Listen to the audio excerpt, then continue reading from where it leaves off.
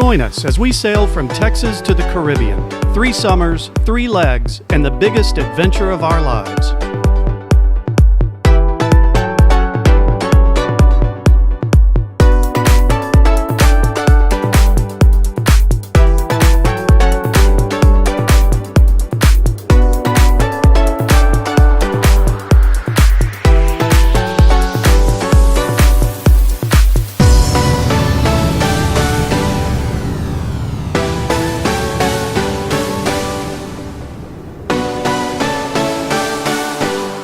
Previously on Don Treader. Loud! This is just ALS Buddy Challenge. I nominate Barack Obama, Donald Trump, and Hillary Clinton.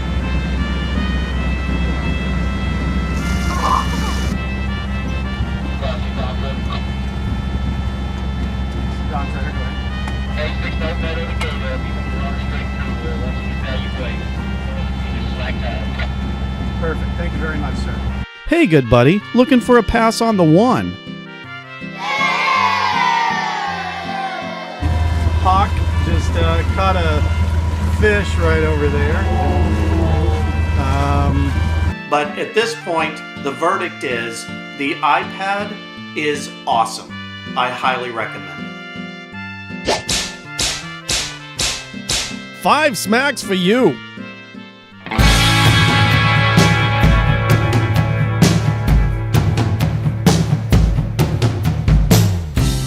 Today's run will take us past Grand Lake, and then under the Forked Island Bridge, through the Leland-Bowman Lock, and then a fuel stop at Shell Morgan Landing.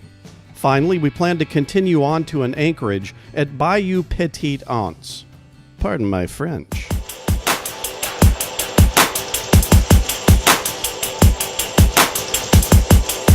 Okay, so I just ran aground for the second time. The problem was right here at this corner. We were just coming out of the lake and I got a little bit disconcerted with the nav markers, and so what I've been doing the whole time is following that white area indicating good depth. On most chart plotters you can set what's called a safety depth. Ours is set to 6 feet because Don Treader draws 5 feet. Now this setting colors the chart to indicate safe depths. In our case, the safe depths are the white areas and the shallows are the blue areas. So glancing at the chart while I was steering, my intent was to stay in the white area, indicated to be the deeper water. But what typically puts a boat on the bricks is complacently relying on only one thing when reading the charts. You see that green marker right there? Well, that should have been my major clue. In fact, as I was just starting to come around it on the wrong side, I was wondering why it was located where it was. And then I came to a quick, sludgy stop. The lesson here that I just got lazy on is always look at multiple indicators when you're reading your charts, as well as what's going on around you. Never rely on only one thing, like I did. On this same point, you see that magenta dotted line there? This line was established in 1912 as the quote-unquote recommended route on charts. But it hasn't been updated much in over 70 years. Even so, many people try to keep their boat nailed to this perceived recommended route, and lots of them run aground because of it. In this case, it would have saved me from getting muddy, yes, but not always. So again, I just need to pay more attention to more things in the future to stay off the bricks. So just a lesson that, trust the nav markers, not the depth contours here in Navionics. So my mistake, but we were able to get back off. Don Treader's a strong boat, and we are headed toward New Orleans. So all's good.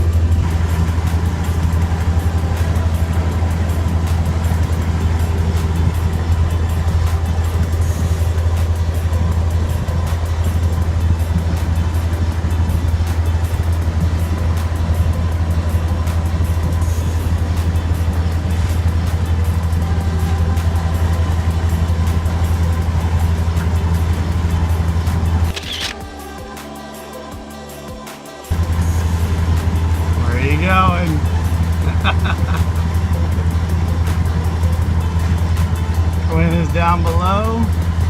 Jesse's captain of this vessel. He's doing much better than I did. I got us in the mud.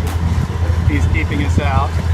So we're headed to our next anchorage, which I think, I can't remember the name of it. I'll tell you when we get there. But it's a beautiful day. We got a couple of little clouds building up here and there, so we might get a little rain at some point today, but beautiful, cool breeze. It's all good. Jesse had gone below for a nap, and I was lazily steering us along when I got this strange sensation. I turned around and looked and saw one of these bad boys just 50 feet behind us and closing as an armed officer walked toward the bow. It was a very serious looking Homeland Security rib, and I'd had no clue they'd been coming at us. It was definitely a bit creepy. Now, I don't have any video of this because I thought it might be wise to just keep my hands where they could see them, you know. They came within 10 feet of our stern and asked me who was on board, where we were coming from, and where we were going. I explained, and he then asked if we had any weapons on board, which I answered honestly. Then after a few more questions, he wished us a good trip and punched up their 450 horses and took off. My heart rate slowly crept back down. Of course, that didn't last long, as we then had our first pontoon bridge encounter. All went well as I called them on the VHF and got the okay for the open. I waited as the maze of cables you see here lifted the road ramps and then swung the bridge to the side. The movement stopped and all looked clear, but just as I started moving forward, I almost had a very nasty surprise. A submerged and unseen cable snapped taut at the surface just in front of us and then slowly sunk again. I backed off quickly and called on the VHF asking if it was okay to pass through, and just got a lazy yup. Communication at these bridges is not always awesome, so be careful, especially when there's underwater cable involved. I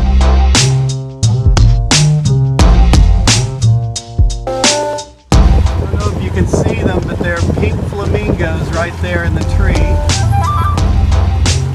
Lots of them in here. Oh, that's cool. We were coming up on the Leland-Bowman Lock. Now, we'd already been through one lock, as you recall, but it was basically just a straight run through. We didn't have to wait for gates to open or close. So that was a piece of cake. However, we'd just been advised by this lockmaster that we'd need to pull in and wait while the gates were operated. The one behind us would be closing and the one in front of us opening. So the wind will be pushing us toward Jesse and back a little bit, so we'll just drift real slowly. So I'll try to keep us in place with the motor, but we may drift over.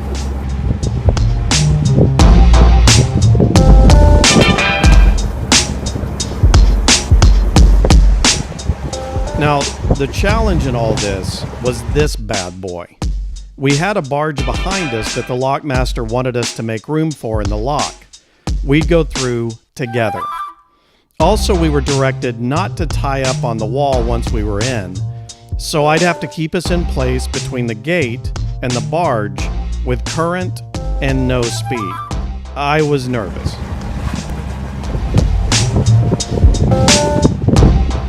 So as planned, I proceeded into the lock and followed the instructions of the lockmaster to move toward the gate in front of us to allow room for the barge behind us. Now, I had no idea how long the barge really was. 100 feet? 1,000 feet?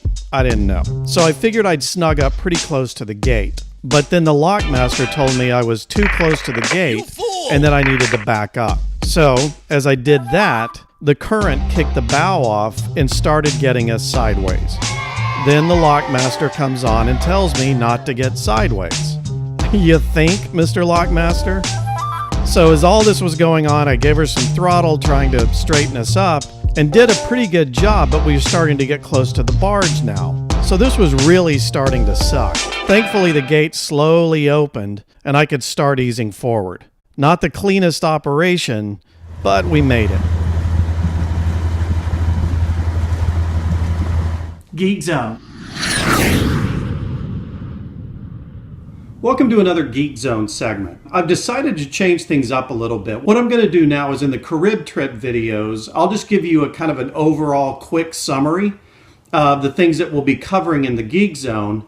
And then I will include a link right up here to the actual full-length Geek Zone segment. The reason I'm doing this is I want to give you a rundown of the things that we're using, but I don't want to spend a whole lot of time in these Caribbean trip videos going over Geek Zone stuff. So we'll keep the details in our Geek Zone segments so you can go through all of that if you're a geek like me. Geek Zone. But just in these Carib trip videos, we'll just cover kind of the high points of each of the things that we're using, just to give you a sense of the different technologies and techniques and all the different things that we use. So I hope you enjoy that.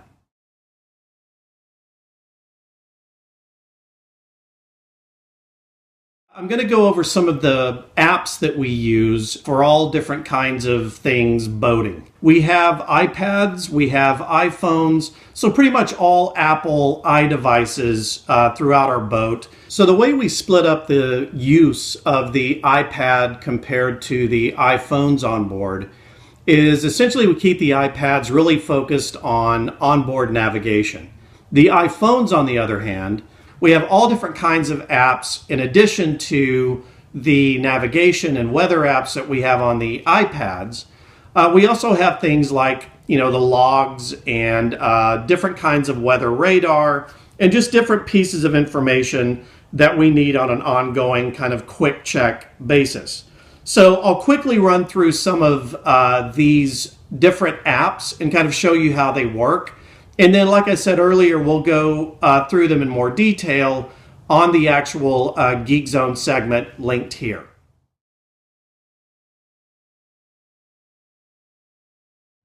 This first one, Philips InRange, is kind of interesting. I got this because I wanted some kind of alarm for a man overboard for myself and the boys.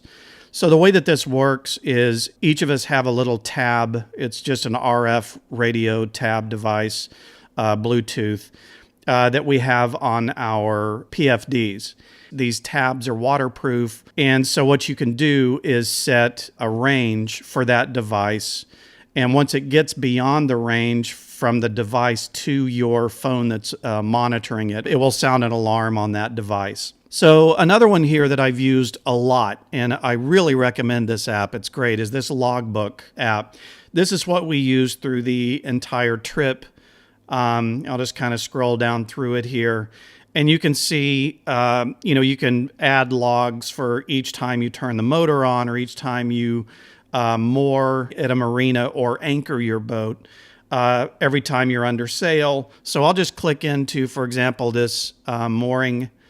So here you can see where we were when we moored, how many miles from the last position, what our course was, and then it also pulls down automatically the weather. So again, you can get predicted wind speed. As you can see here, it was very light wind while we were out this leg. You can put pictures in, you can put notes in here, as much detail as you want. So specific things that may have happened with the boat or whatever.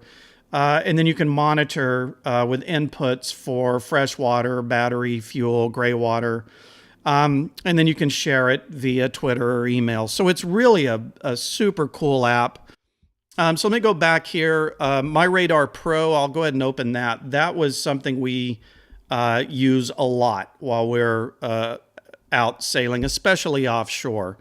And so, what you can see here are the areas you're in. And, again, in the summer, when we're early summer, when we're sailing offshore, you get a lot of thunderstorms.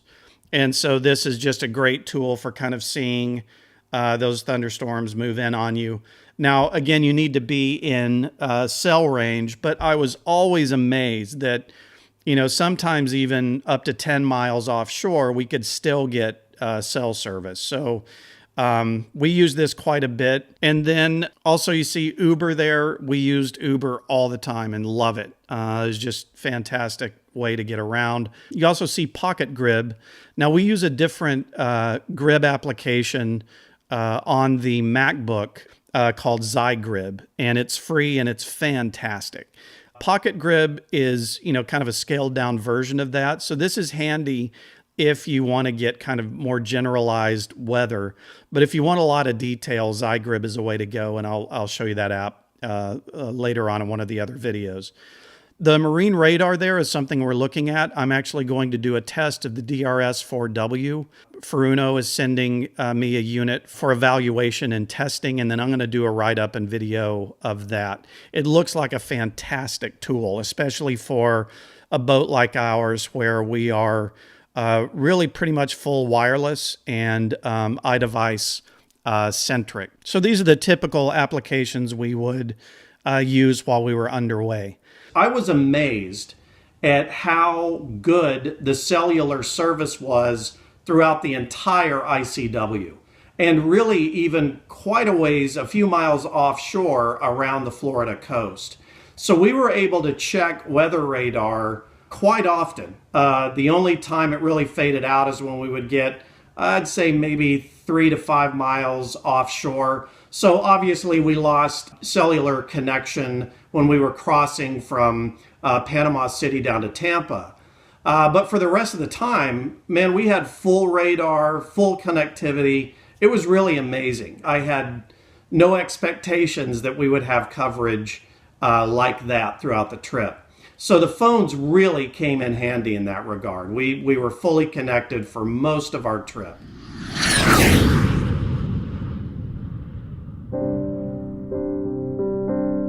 We cleared the lock and motored on towards Shell Morgan Landing, where we'd take on some diesel. We then planned to go another 12 miles or so to Bayou Petite, Anse for the night. But we found out how cheap it was to tie up on the bulkhead here with power, shower, and nearby Biscuits. We're here at the Shell Morgan landing, and it's $20 a night to tie up alongside this bulkhead. It's not bad. I scratched our boat a bit when a barge came by and we didn't have fenders in the right places, and got a bit of a scratch from the rail, but that's the way it goes. But anyway, we're tied up here, $20 a night. They have one 30 amp and one 50. Polarity was wrong on the 50. We were trying to use a splitter, but that's fine. We got the 30 working. Have air conditioning and good food. There's a little store over there somewhere. Yeah, the green one right there that serves some good biscuits for breakfast. So that's what we'll do in the morning. Biscuits. And gravy. All right, so that's Shell Morgan here at Intercoastal City. Not a bad place to tie up for the night. We got a long run tomorrow, but that's cool. See you later. What is that? That is my dad's. Wait, look at the camera. That is my dad's awesome cooking. We got some burgers. We got some fried taters. Just grilled the burgers here on the Magma. This thing rocks. And there's an alligator right behind our boat somewhere in this water. So we're gonna have a very fine meal. Yep. And we'll talk to you later. Bye-bye. Bye.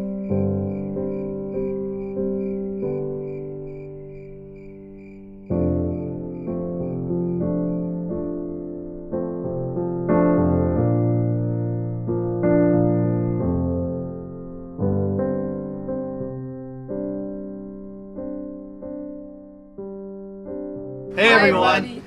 Just wanted to give you a quick message to all of our patrons. What are our patrons? They're the very generous people that give us money for our videos. Okay. Yeah, so people give us money for these? Yeah, they donate. That's crazy. Why would people give us money for these? Because they're generous people. That's crazy. Yes. Okay. Fine. Just. Okay. Okay. So as I was saying. I just wanted to thank all of the patrons for being very generous and giving us money for the videos, which is a little crazy, but hey, thank you. So I want to also let you know that only on our patron page we will be providing behind the scenes videos of what we think about what we're heading into, and just kind of the mindset of being out there cruising. So hope you guys enjoy that. Just a little bit of an extra for all of our patrons. Thank you very much for your support, and look forward to seeing you the next episode. I will now untie my children.